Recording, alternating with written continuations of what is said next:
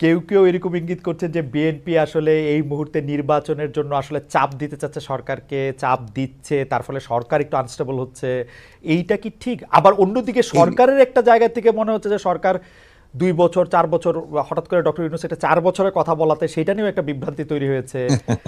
আপনি আমাদের এটাকে কিভাবে দেখেন আসলে? আমি দেখি একটু ভিন্নভাবে। জি। এটা দেখি যে আমাদের দেশের মিডিয়া বা আপনারাই যারা মিডিয়াতে কাজ করেন, আপনারা সাথে স্পেকুলেশন করেন, এবং স্পেকুলেশন করলে এটা আপনাদের হয়তো বা খুব ভররা হয়, কিন্তু আমাদের জন্য আমরা এই ব্যাপারটাতে আমি ব্যক্তিগতভাবে খুব বেশি আগ্রহী নই।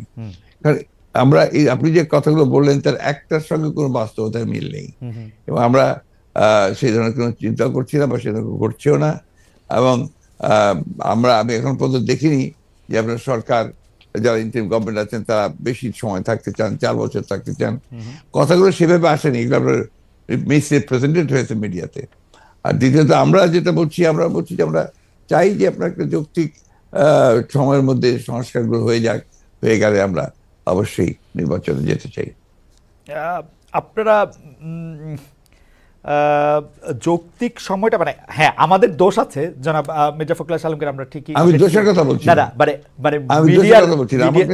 আমাদের কথা বলছি যে মিডিয়া আপনার স্পেকুলেট করেন, স্পেকুলেট মিডিয়া করতেই পারে, কিন্তু আমরা যেটা বাস্তবতা আমি আপনাকে সেটাই বলছি। না মানে আপনি যদি অনুমতি দেন আমাদের অবস্থাটা আমরা একটু বলি, যে আমাদের কাছে মনে হচ্ছে যে নির্বাচন সংস্কার মানে কিছু বলা হচ্ছে যে কিছু যৌক্তিক সংস্কার করে যদি নির্বাচনটা না দেওয়া হয় তাহলে বিএনপি যখন ক্ষমতায় আসবে বা অন্য কেউ যখন ক্ষমতায় আসবে তারাও আসলে একই সরকারের সমান ফেসিস্ট হতে পারে, গত সরকারের সমান। তো সেইটা চিন্তা করে তাদেরকে সংস্কারের কথা বলা হচ্ছে। আমি এটার সঙ্গে একেবারেই একমত নই। আমি ঘোরতর আপত্তি জানাচ্ছি, তীব্র প্রতিবাদ জানাচ্ছি। বিএনপির সঙ্গে ফ্যাসিস্ট আওয়ামী লীগের তুলনা করার কোনো কারণই থাকতে পারে না। কারণ বিএনপি ইজ এ পার্টি, যে দলটা বহুদলীয় গণতন্ত্র নিয়ে এসেছে। আওয়ামী লীগ একদলীয় শাসন ব্যবস্থা বাকশালে ছিল, আমরা বহুদলীয় গণতন্ত্র নিয়ে এসেছি। আমরা সংসদীয় গণতন্ত্র নিয়ে এসেছি, ম্যাডাম জিয়া নিয়ে এসেছেন। আমরা তত্ত্বাবধায়ক সরকার বিধান পাশ করেছি পার্লামেন্টে, এবং আমাদের কাছে ফ্যাসিস্ট আবার এখন পর্যন্ত তো প্রশ্নই উঠতে পারে না। আমাদের যে পার্টির স্ট্রাকচার, আমরা যে কাজ করেছি সেগুলো সমস্ত গণতন্ত্রের পক্ষে গেছে, এবং 14 বছর লড়াই করেছি তো ফ্যাসিস্ট হওয়ার জন্য নয়, গণতন্ত্রকে প্রতিষ্ঠা করবার জন্য। সুতরাং এই কথাগুলো যখন বলা হয় তখন এই কথাগুলো আমার কাছে মনে হয় যেটা আপনার শুধুমাত্র হয় কথার কথা বলার জন্য বলা হয়, অথবা বিএনপিকে আপনার ছোট করে খাটো করে দেখানোর চেষ্টা করা হয়।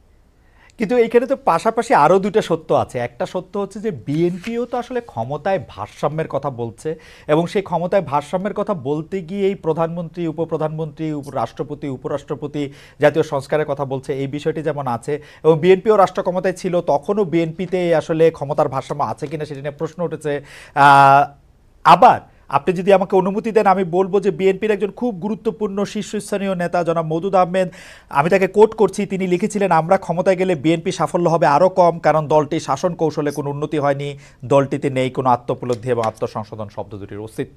অর্থাৎ এরকম কথা কিন্তু আছে। মওদুদ আহমেদের কথাই যে আপনার চূড়ান্ত কথা তা তো নয়। জি, মওদুদ আহমেদ তার দৃষ্টিকোণ থেকে তিনি ওই কথাগুলো বলেছেন। আমি তো মনে করি যে কথাগুলো সঠিক নয়।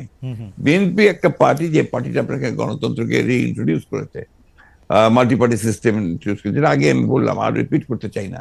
তো বিএনপিকে ওই দলের সঙ্গে বা দলের সঙ্গে তুলনা করাটাকে আমি মনে করি এটা একটা সঠিক তো নয়, আমি মনে করি এটা একটা উদ্দেশ্য প্রণোদিত।